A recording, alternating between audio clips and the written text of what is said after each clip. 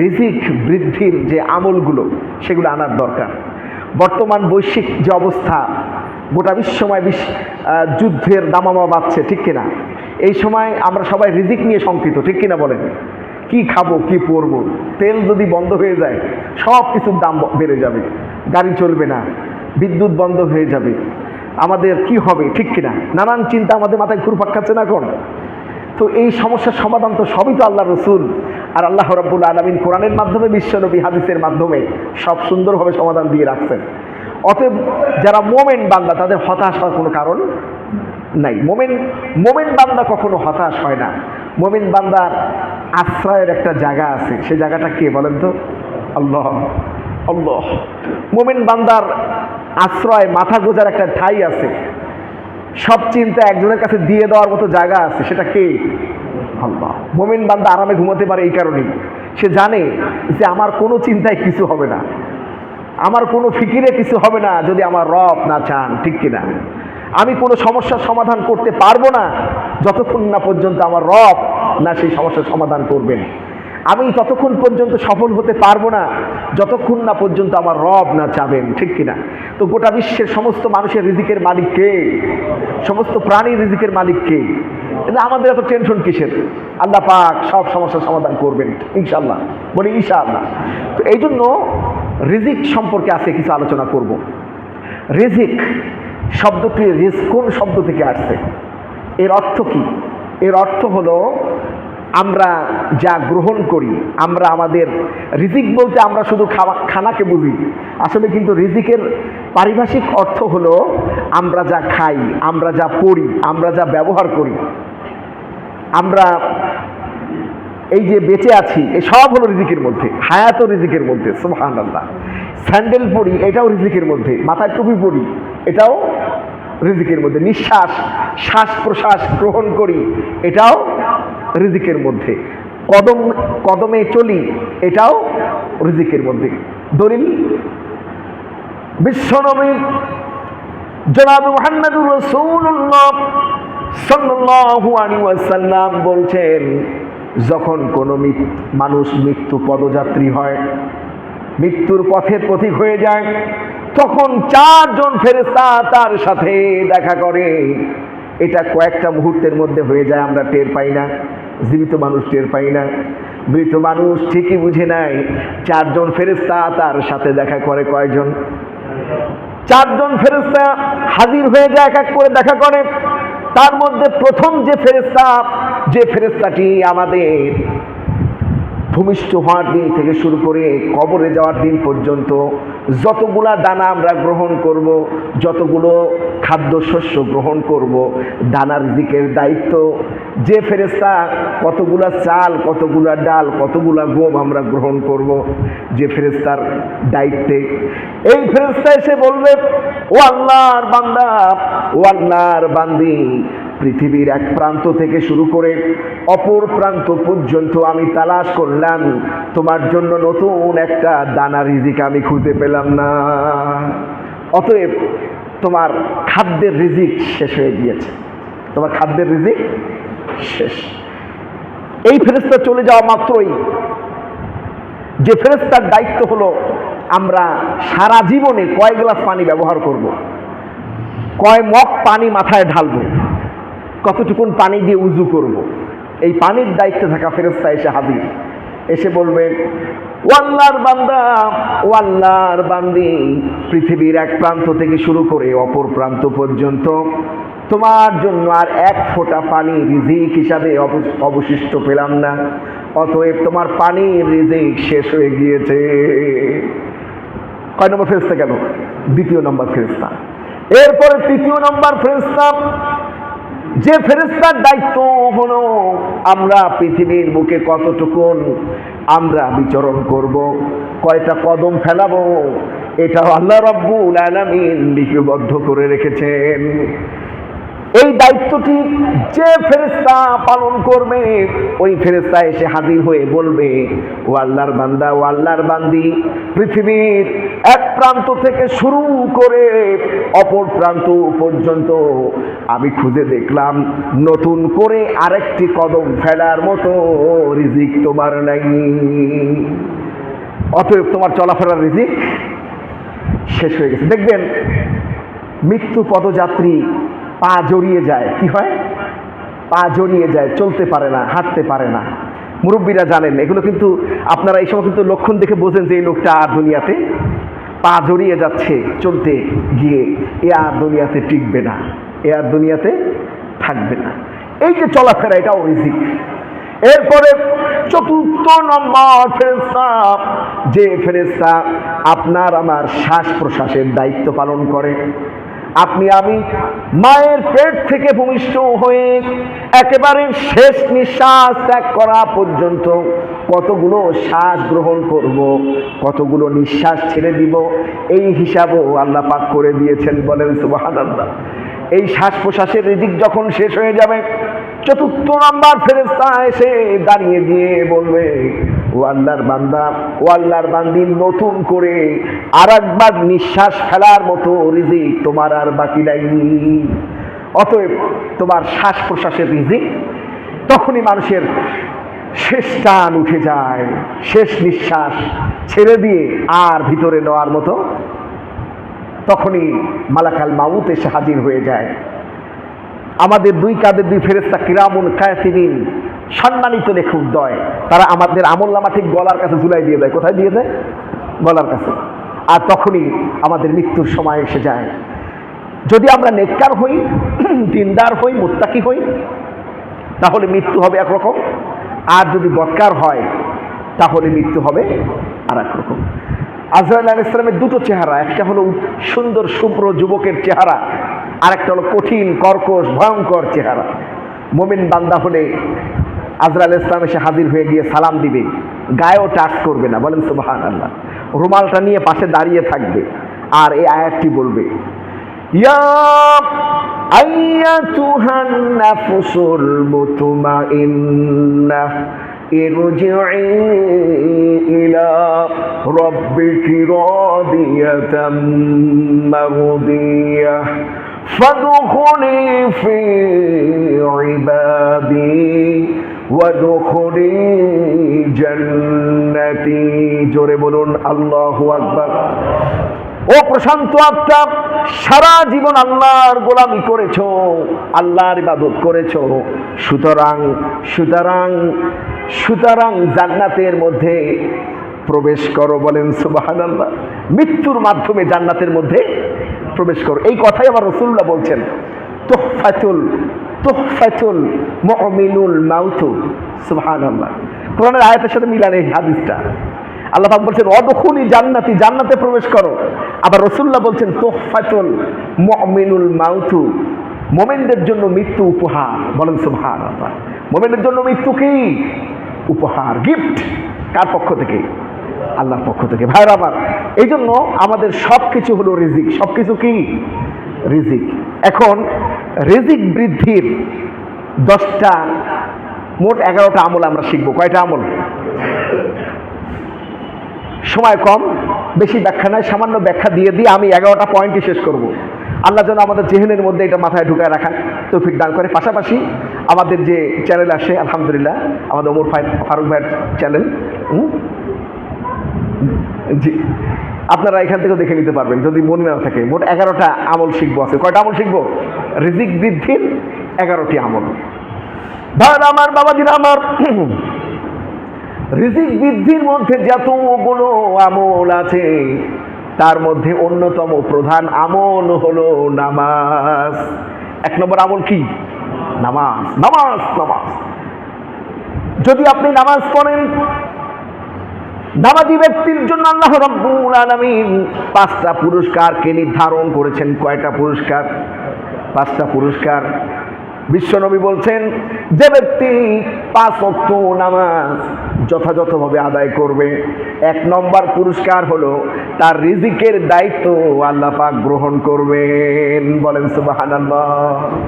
5 ওয়াক্ত নামাজ আপনি পড়বেন, আপনি রিজিকের পেশারের মধ্যে থাকবেন, এটা হতে পারে না। এটা হতে পারে না। 1 নম্বর, আপনি যদি 5 ওয়াক্ত নামাজি হন, আপনার রিজিকের কোনো পেশানি থাকবে না। আরো 4টা কি আপনারা জানেন, তবে আমরা যেহেতু রিজিকের উপর আলোচনা করছি, তো 1 নম্বর আমল হলো, যদি আপনি রিজিক বৃদ্ধি করতে চান তাহলে 5 ওয়াক্ত নামাজ আপনাকে যথাযথভাবে জামাতের সাথে আদায় করতে হবে। তাহলে আপনি এই আওতার মধ্যে পড়ে যাবেন। আপনার প্রেশারই থাকবে না যে খাবো কি, পরবো কি, কি করবো, কোথায় যাব না যাব। মুমিন বান্দার এত চিন্তা থাকে না। দ্বিতীয় নম্বর আমল হলো মুস্তারাকে হাকিম এই কিতাবের মধ্যে সুন্দরভাবে এই আমলটি রয়েছে, এই হাদিসটি বর্ণনা করা হয়েছে। তা হলো বেশি বেশি করে তওবা ইস্তেগফার করা। কি করা? বেশি বেশি করে তওবা করবেন, ইস্তেগফার করবেন, আল্লাহ রাব্বুল আলামিন রিজিককে বৃদ্ধি করবেন। তওবা ইস্তেগফারকারী ব্যক্তি শুধু রিজিক বৃদ্ধি হয় তা নয়, তার উপরে আশু বিপদকে আল্লাহ পাক ঘটিয়ে দেন। বলেন সুবহানাল্লাহ। মুসিবতকে ঘটিয়ে দেন, গজবকে দূর করে দেন। শুধু তাই নয়, যে ব্যক্তি বেশি বেশি করে তওবা ইস্তিগফার করে, আল্লাহ রাব্বুল আলামিন তাকে মুস্তাজাবুদ দাওয়া বানিয়ে দেন। কি বানিয়ে দেন? অর্থাৎ এই বেশি বেশি করে ইস্তিগফার যারা করে, চলতে ফিরতে উঠতে বসতে বেশি বেশি করে আস্তাগফিরুল্লাহ আস্তাগফিরুল্লাহ আস্তাগফিরুল্লাহ এটা করবে, আল্লাহ রাব্বুল আলামিনের কাছে সে যে দোয়া করবে সে দোয়া কবুল হয়ে যাবে। বলেন সুবহান। ইমাম আহমদ ইবনে হাম্বলি রাহমাতুল্লাহ আলাইহির সাময়িক একটা ঘটনা। ইমাম আহমদ ইবনে হাম্বলি তিনি দিনের দাওয়াত দিয়ে বাড়ি ফিরছেন। প্রতিমধ্যে রাত গভীর হয়েছে, লম্বা আলোচনা সংক্ষেপ করতে চাই। মসজিদ সামনে বেঁধেছে, মুয়াজ্জিনের সাথে দেখা। মুয়াজ্জিন সাহেবকে বলছে, ভাই যদি একটু রাত্রে থাকার জায়গা দিতেন তাহলে আমি রাতটা ফজরের নামাজটা পড়ে তারপর আমার বাড়ির মদিনার দিকে রওনা হতাম। মুয়াজ্জিন সাহেব বললেন যে কমিটির অনুমতি নাই, বহিরাগত কাউকে আমরা মসজিদে থাকতে দিব না। ইমাম আহমদ ইবনে হাম্বলি সেই সময়কার শ্রেষ্ঠ আলেম, এখনকারও আমাদের ইমাম, ঠিক কিনা? তিনি নিজের পরিচয় কিন্তু দেননি, নিজেকে মুসাফির পরিচয় দিয়েছেন। অবশ্য নিজের পরিচয় দিলে অবশ্যই মুয়াজ্জিন তাকে থাকতে দিতেন। ইমাম আহমদ ইবনে হাম্বলি রাহমাতুল্লাহ আলাইহি বলছেন, মুয়াজ্জিন সাহেব আশেপাশে কোনো বাজার আছে কিনা যে বাজারটি সারা রাত খোলা থাকে? বলে, হুজুর সামনেই একটা বাজার আছে যেখানে সারা রাত পাইকারি কেনা বেচা হয়। বলে, আমাকে রাস্তাটা যদি দেখাই দিতেন। বলে, এই রাস্তা ধরে সোজা চলে যান, মরুময় রাস্তা। রওনা হলেন, দেখেন যে বিশাল পাইকারি বাজার, শীতের রাত। ইমাম আহমদ ইবনে হাম্বলি চিন্তা করলেন এটা চুলার পাশে নিতে পারলে ভালো লাগতো। পাশেই দেখলেন একটা রুটিওয়ালার দোকান, যে সালাম দিয়ে বললেন, বাবাজি আপনি যদি একটু অনুমতি দিতেন তাহলে আপনার চুলার পিঠে আমি হাতটা থেকে হাতটা একটু গরম করে নিতাম। বলে, হুজুর কোনো সমস্যা নেই, আপনি চুলায় আগুন পোহাতে পারেন। হযরতে ইমাম আহমদ ইবনে হাম্বলি রাহমাতুল্লাহ আলাইহি লক্ষ্য করলেন যুবক ছেলেটি রুটি বেলে আর বলে আস্তাগফিরুল্লাহ। রুটি বেলে তাওয়ার উপরে দেয়, রুটি সেকে আর বলে আস্তাগফিরুল্লাহ। রুটি ভাঁজ করে প্লেটে দিয়ে কাস্টমারের হাতে দেয় আর বলে আস্তাগফিরুল্লাহ। ইমাম আহমদ ইবনে হাম্বলি লক্ষ্য করে দেখলেন যে এই আমল এই যুবক ছেলে কন্টিনিউ করছে। যে যে মুভমেন্টই করে সে বলে আস্তাগফিরুল্লাহ আস্তাগফিরুল্লাহ। ইমাম আহমদ ইবনে হাম্বলি বলে, বাবাজি যদি কিছু মনে না করো একটা প্রশ্ন করতে পারি। এই যে তুমি আমলটা করছো, এই আমলের দ্বারা তুমি কি ফজিলত পেয়েছো? ইস্তিগফারের আমল, এ তো অনেক ফজিলত, তুমি কি ফজিলত পাইছো? ইমাম আহমদ ইবনে হাম্বলি রাহমাতুল্লাহ আলাইহি যখন এই প্রশ্নটি যুবক ছেলেকে করলো, যুবক ছেলে বললেন, হুজুর আমি আপনার পরিচয় জানি না, আপনি মুসাফির, এত সুন্দর প্রশ্ন করলেন। এই প্রশ্নের উত্তর হলো এই ইস্তেগফারের অনেকগুলো ফজিলত হাদিসের মধ্যে আছে। তার মধ্যে একটা হলো যে ব্যক্তি ইস্তেগফার করবে তাকে আল্লাহ রাব্বুল আলামিন মুস্তাজাবুদ দাওয়া বানিয়ে দিবেন, তার দোয়া কবুল হয়। তার দোয়া কি হয়? হুজুর আমার জীবনের যত দোয়া ছিল সব দোয়া কবুল হয়েছে, কিন্তু একটা দোয়া এখনো কবুল হয় নাই। আমার অন্তরে বড্ড ইচ্ছা এই জামানার শ্রেষ্ঠ আলেমে দ্বীন মদিনার ইমাম আহমদ ইবনে হাম্বলি রাহমাতুল্লাহ আলাইহি হুজুরকে যদি পেতাম, তার হাতটা আমি চুমু খেতাম, তাকে বুকে লাগিয়ে দোয়া নিতাম, তার সাথে আলিঙ্গন করতাম, মুআনাকা করতাম, মুসাফা করতাম। হযরতে ইমাম হাম্বলি রাহমাতুল্লাহ আলাইহি বসা থেকে দাঁড়িয়ে গিয়ে যুবক ছেলেকে জড়িয়ে ধরে বললেন, বাবাজি ওই দোয়াটা আজ আল্লাহ পাক কবুল করে নিয়েছে। যে ইমামের জন্য তুমি পাগল পারা, সেই ইমাম আজকে তোমার চুলার পিঠে আগুন পোহায়। এই কথা শোনা মাত্র যুবক আল্লাহু আকবার বলে কাবা অভিমুখী সেজদায় পড়ে গেল। বলল, রব্বুল আলামিন, এই আমল আমি কোনোদিন ছেড়ে দিব না। তাহলে ইস্তেগফার করলে আল্লাহ আপনার রিজিককে বৃদ্ধি করবেন, আর আপনি যে দোয়া করবেন সে দোয়া কবুল হয়ে যাবে। তাহলে এটা 2 নম্বর আমল। কয় নম্বর আমল? 1 নম্বর আমল হলো 5 ওয়াক্ত নামাজ যথাযথভাবে আদায় করবেন, আল্লাহ আপনার রিজিকের ফয়সালা করে দিবেন। 2 নম্বর রিজিক বৃদ্ধির আমল হলো মুস্তারাকে হাকিম কিতাবের মধ্যে এসেছে বেশি বেশি করে তওবা ইস্তেগফার করা। বেশি বেশি করে কি করা? তওবা ইস্তেগফার। চলতে ফিরতে উঠতে বসতে আপনার আমার নবী বিশ্ব নবী জনাবে মুহাম্মদুর রাসূলুল্লাহ সাল্লাল্লাহু আলাইহি ওয়াসাল্লাম, যার সামনে পিছনে কোনো গুনাহ নাই, সব গুনাহ আল্লাহ রাব্বুল আলামিন মাফ করে দিয়েছেন, সেই বিশ্ব নবী দৈনিক 70 থেকে 100 বার তওবা করতো। বলেন সুবহানাল্লাহ। কতবার? 70 থেকে আমরা কয়বার করি? রাসূলুল্লাহ যার কোনো গুনাহ নেই, সুবহানাল্লাহ, তিনি দৈনিক 70 থেকে 100 বার আস্তাগফিরুল্লাহ আস্তাগফিরুল্লাহ আস্তাগফিরুল্লাহ করতেন। আল্লাহ। 3 নম্বর আমল হলো, যদি আপনি রিজিকের পেরেশানি থেকে মুক্ত হতে চান, আল্লাহর পক্ষ থেকে অগণিত আনলিমিটেড রিজিক পেতে চান, তাহলে আল্লাহর রাস্তায় আপনাকে ব্যয় করতে হবে। কি করতে হবে? আল্লাহর রাস্তায় যে আয়াতটা আমি তেলাওয়াত করেছিলাম, রাযাকনাহুম, প্রত্যেক জমে আপনাদেরকে মনে করাই দিই, রাযাকনাহুম ইউনফিকুন। যারা মুমিন, যারা মুত্তাকি, তাদের যতগুলো কোয়ালিটি আছে তার মধ্যে একটা কোয়ালিটি হলো আল্লাহ তাকে যে রিজিক দান করেছেন, এই রিজিক থেকে সে আল্লাহর রাস্তায় ব্যয় করবে। যখন তার কাছে যে কোনো ইসলামের যে কোনো প্রবলেম, যে কোনো সমস্যার সমাধানের জন্য, মসজিদের জন্য হোক, মাদ্রাসার জন্য হোক, দিন কায়েমের জন্য হোক, কিসের জন্য হোক?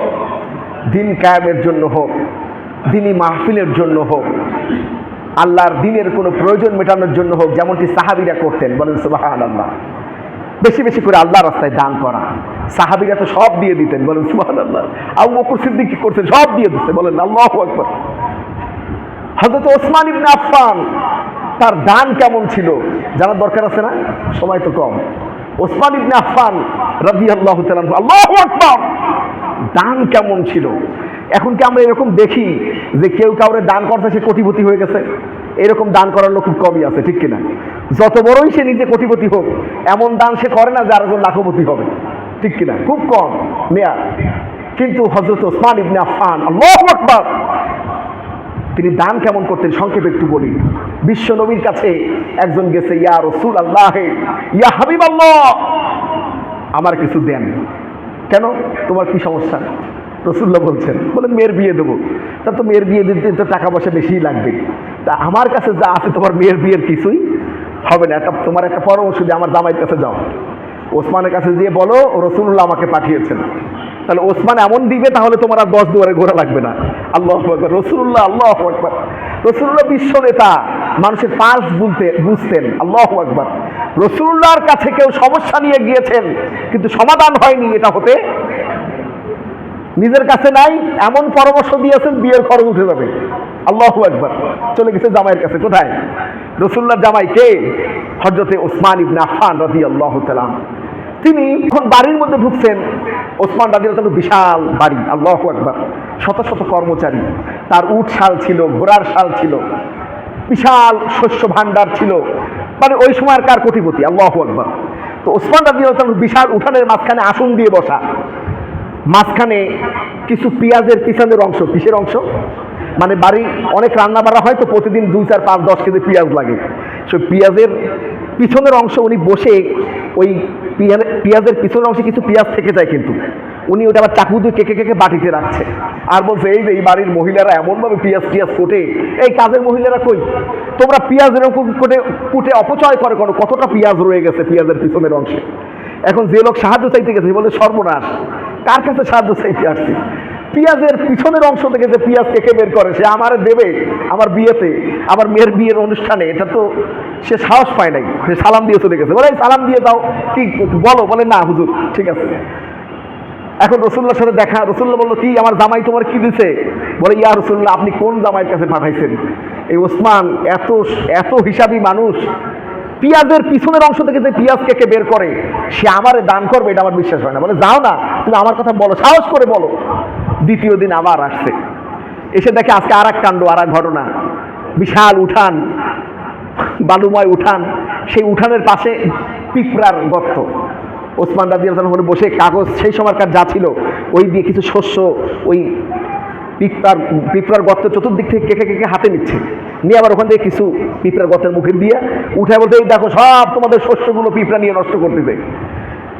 এখন ওই লোক চিন্তা করলো, যে লোক পিঁপড়ার গর্তের কাছ থেকে শস্য গুছিয়ে নিয়ে আবার পিঁপড়ার মুখে কিছু দিয়ে দেয় যে পিঁপড়া খাবে, এই লোক আমার দান করবে, এটা আমার বিশ্বাস হয় না। আজকের মতো আবারও সে চলে গেছে। রাসূলুল্লাহর সাথে আবার দেখা, কি মেয়ের ব্যাপারে কিছু হলো কিনা? বলেন না, ইয়া রাসূলুল্লাহ সাহস পাইনি। বলেন বলো, তুমি ভালো করে সাহস করে বলো। আজকে তৃতীয় দিনের ন্যায় আর এক ঘটনা। হযরত ওসমান রাদিয়াল্লাহু তাআলা উঠানে তুলা শুকাইতে দিয়েছে। কি দিছে? তুলা। সেই তুলার উপরে আবার জাল দিয়েছে যাতে করে তুলা উড়ে না যায়। সেই জালের ফাঁক দিয়ে কিছু তুলা এরকম উড়ে যাচ্ছে, তা আবার ওসমান রাদিয়াল্লাহু ধরে ধরে জালের নিচে ভরছে। এই লোক চিন্তা করছে, আর সর্বনাশ, যে লোক তুলা কিছু তো উঠতেই পারে, এই তুলা আবার যে ধরার চেষ্টা করে সে আবার আমারে কিছু দিবে, আমার বিশ্বাস হয় না। তবে আজকে কিছু বলেই যেতে হবে, কারণ রাসূলুল্লাহ আমারে বলছে, সালাম দিয়ে বলছে যে ওসমান ইবনে আফফান, আপনার শ্বশুর বিশ্বনবী জনাবে মুহাম্মদ রাসূলুল্লাহ সাল্লাল্লাহু আলাইহি ওয়াসাল্লাম আমাকে পাঠিয়েছে কিছু সাহায্যের জন্য, কিন্তু আমি সাহস পাচ্ছি না, আপনি এত হিসাবী মানুষ, তো আমার মেয়ের বিবাহ রাসূলুল্লাহ আপনাকে বলতে বলছে, এটা বলে আমি চলে যাচ্ছি। মানে সে দাঁড়ানোর চেষ্টা, মানে রাসূলুল্লাহ বলতে বলছে এই কথা বলে সে হাঁটানো, মানে দাঁড়াও দাঁড়াও, কে বলছে? রাসূলুল্লাহ। দাঁড়াও, যেহেতু রাসূলুল্লাহ তোমাকে পাঠিয়েছেন অবশ্যই তোমার প্রয়োজন আছে, একটু দাঁড়াও।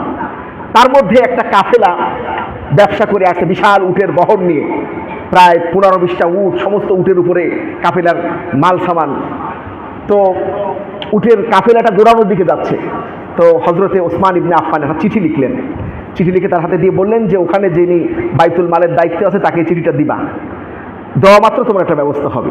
তো হযরত ওমর লিখে দিয়েছেন যে একটা উট এবং উটের উপরে যত মালামাল আছে সব যেন তাকে দিয়ে দেওয়া হয়, যাতে করে মেয়ের বিবাহ সম্পূর্ণ হয়। তো যখন ওই বড় উটটা তাকে টেনে বের করে দিয়েছে, ওর সাথে আরো 8-10টা উট বের হয়ে আসছে। তো যিনি বাইতুল মালের দায়িত্বে তিনি বলছেন যে হুজুর, ওসমান ইবনে আফফান রাদিয়াল্লাহু তাআলা আনহু বড় উটটার সাথে ছোট উটগুলো সব বের হয়ে যাচ্ছে, মানে সব দিয়ে দাও। সুবহানাল্লাহ। ভাইরা আমার, বাবাজিরা আমার, এত পরিমাণের সম্পদ ওই লোকটাকে হযরতে ওসমান দান করলেন। সেই সময় তিনি কোটিপতি হয়ে গেলেন। আল্লাহু আকবার বলে সিজদায় পড়ে তিনি চোখের পানি ভিজিয়ে বললেন, আল্লাহ, এমন লোকও তুমি তৈরি করেছো যে এমন দান করতে পারে। এক দানে মেয়ের বিবাহ তো হয়েছেই, পাশাপাশি লোকটা কি হয়ে গেছে?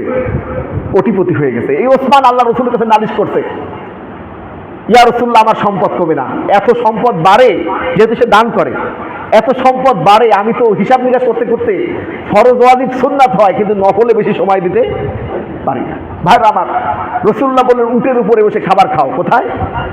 উটের উপরে খাবার খাও। যে খাদ্য এখন সে উটের উপরে খাবার শুরু করছে, কিন্তু তার সম্পদ কমে না। রাসূলুল্লাহ বলছেন, ওসমান, যে খাবার উটের উপরে বসে খাওয়ার কারণে উট নড়াচড়া করে, খাবার নিচে পড়ে, যে খাবারগুলো পড়েছে তা আবার তুমি উঠাইছো নাকি? বলে, ইয়া রাসূলুল্লাহ, আল্লাহর নিয়ামতকে কিভাবে আমি অস্বীকার করি? আল্লাহ রাসূল বলছেন, কখনো তোমার রিজিক আল্লাহ কমাবেন না, আরো বাড়াতে থাকবেন। বলেন সুবহানাল্লাহ। ভাইরা আমার, এইভাবে আল্লাহ রাস্তায় দান করলে আল্লাহ পাক আনলিমিটেড রিজিক দান করেন। ভাইরা আমার, এখন আর ব্যাখ্যা দেওয়ার সুযোগ নাই, আমি পয়েন্টগুলো বলে যাই। তাহলে তৃতীয় নম্বর আমল হলো, আপনি যত বেশি দান করবেন, আল্লাহ রাস্তায় ব্যয় করবেন, আল্লাহ আপনাকে আনলিমিটেড রিজিক দান করবেন। বলেন সুবহানাল্লাহ। চতুর্থ নম্বর হলো তাকওয়ার উপরে। সূরা তালাকের আয়াত অনুযায়ী আপনি যদি তাকওয়ার উপর অটুট থাকেন, তাকওয়াবান হন, আল্লাহ ভীরুতা অর্জন করেন, আল্লাহ পাক আপনার রিজিককে বাড়িয়ে দেবেন। বলেন সুবহানাল্লাহ। পঞ্চম নম্বর আমল হলো পরিবার, আত্মীয় স্বজনের সাথে সুসম্পর্ক রাখা। মুসলিম শরীফ হযরত আনাস রাদিয়াল্লাহু তাআলা আনহু থেকে বর্ণিত, বিশ্বনবী জনাবে মুহাম্মদ রাসূলুল্লাহ সাল্লাল্লাহু আলাইহি ওয়াসাল্লাম বলছেন, যে ব্যক্তি নিজের হায়াত ও রিজিককে বাড়াতে চায় সে যেন নিজের আত্মীয় স্বজনের সাথে সম্পর্ক রাখে। আমাদের এই যুবকদের মধ্যে অনেকে বেকার ঘুরে বেড়ান, কোনো চাকরি নাই, বাকরি নাই, কিছু নাই, ঠিক কিনা? আছে না? 2 পয়সা ইনকাম নাই, মাস্টার্স পাস করে ঘুরে বেড়ান, এরকম বেকার যুবক আছে না? কোনো কাজই করে না। আপনি একটু ফুবুকে ফোন দিয়ে খবর নেবেন, ফুবু কেমন আছেন, চাচাজিকে ফোন দিবেন, আত্মীয় স্বজনকে ফোন দিয়ে খোঁজ খবর নেবেন, আল্লাহ পাক আপনার রিজিকের ব্যবস্থা করে দিবেন। রাসূলুল্লাহ বলেছেন যদি কেউ হাত বাড়াতে চায়, রিজিক বাড়াতে চায়, সে যেন তার আত্মীয় স্বজনের সাথে সুসম্পর্ক রাখে। কে বলেছেন? বিশ্বনবী জনাবে মুহাম্মদ রাসূলুল্লাহ। এই যে সংকটময় পরিস্থিতিতে আমরা বেশি বেশি করে আত্মীয় স্বজনের খবর নিব, খোঁজখবর নিব, রাজি আছেন ইনশাআল্লাহ? এতে আপনার রিজিক আল্লাহ বাড়িয়ে দেবেন। ষষ্ঠ নম্বর আমল হলো, বিশ্বনবী বলছেন রিজিক বৃদ্ধির জন্য উমরা করা। তিরমিজি শরীফের হাদিসে আসছে, ইবনে মাসুদ রাদিয়াল্লাহু তাআলা আনহু হইতে বর্ণিত, নবী করিম সাল্লাল্লাহু আলাইহি ওয়াসাল্লাম বলছেন, উমরা গুনাহ এবং অভাব থেকে দূরে রাখে। বলেন সুবহানাল্লাহ। যে ব্যক্তি উমরা করলো, হজ করলো, সে গুনাহ এবং অভাব থেকে দূরে থাকবে। বলেন সুবহানাল্লাহ। কে বলেছেন? বিশ্বনবী জনাবে মুহাম্মদ রাসূলুল্লাহ সাল্লাল্লাহু আলাইহি ওয়াসাল্লাম। সপ্তম নম্বর আমল হলো রিজিক বৃদ্ধির, সূরা নূরের মধ্যে আল্লাহ পাক স্পষ্ট করেছেন, তা হলো বিবাহ করা। যে সমস্ত যুবকরা প্রাপ্তবয়স্ক, কোনো রিজিকের ব্যবস্থা নাই, বিবাহ করেন, আল্লাহ রিজিকের ব্যবস্থা করে দিবেন, কর্মসংস্থানের ব্যবস্থা করবেন। কিভাবে করবেন? ধরেন কোনো ব্যক্তি আপনার সামনে আসছে, এসে বলছে, ভাই বিবাহ করছি 1 মাস হয়ে গেল, কোনো কাজ কাম পাচ্ছি না। আপনি কি করবেন? চেষ্টা করবেন না তার একটা জায়গায় ঢুকাই দেওয়ার জন্য? আপনার আত্মীয় স্বজন যেখানে যা আছে ফোন টোন দিয়ে, ভাই একজন লোক লাগবে, এরকম দেখবেন বিবাহ করার পরেই কিন্তু কর্মসংস্থানের ব্যবস্থা হয়ে যায়। আসলে এরকম বিবাহ করলে আল্লাহ রিজিককে বাড়াবেন, এটা আল্লাহর ওয়াদা রয়েছে। অষ্টম নম্বর হলো আল্লাহর কাছে বেশি বেশি করে দোয়া করা। কি করা? কারণ আল্লাহ পাক বলেছেন, ফাযকুরুনি আযকুরুকুম, তোমরা আমাকে ডাকো, আমি ডাকের সাড়া দিয়ে দেবো। কে বলেছেন? আল্লাহ পাক বলেছেন। 9 নম্বর হলো অসহায় যারা আছে তাদের প্রতি সদয় আচরণ করা। অসহায়, দুর্বল, মিসকিনদের প্রতি সদয় আচরণ করা। আল্লাহ পাক এই বিষয়ের উপরে খুশি হয়ে আল্লাহ আপনার রিজিককে বাড়িয়ে দিবেন। 10 নম্বর হলো ইবাদতের জন্য সময় বের করা, অর্থাৎ আল্লাহর ইবাদত করার জন্য, নামাজের জন্য, তাসবিহ তাহলিলের জন্য, তাহাজ্জুদের জন্য সময় বের করবেন, আল্লাহ পাক আপনার রিজিককে বাড়িয়ে দিবেন। 11 নম্বর আমল হলো আল্লাহর রাস্তায় হিজরত করা, জিহাদ করা, অর্থাৎ বেশি বেশি করে আল্লাহর রাস্তায় খুরুজ হওয়া, বের হওয়া, আল্লাহর দ্বীন কায়েমের জন্য, আল্লাহর দ্বীন প্রচারের জন্য বেশি বেশি করে সময় দেওয়া। আল্লাহ পাক এর বদৌলতে রিজিককে বাড়িয়ে দেবেন। আমরা দেখছি না, যারা এই যে দিনের কাজ যারা করছেন, আমাদের এলাকায় হোক, আশেপাশে হোক, আল্লাহ কাউকে খারাপ রাখছেন? যারা দিনের খেদমত করেন, দিনের প্রচার করেন, আল্লাহ প্রত্যেকের রিজিক বাড়িয়ে দিয়েছেন, ঠিক কিনা?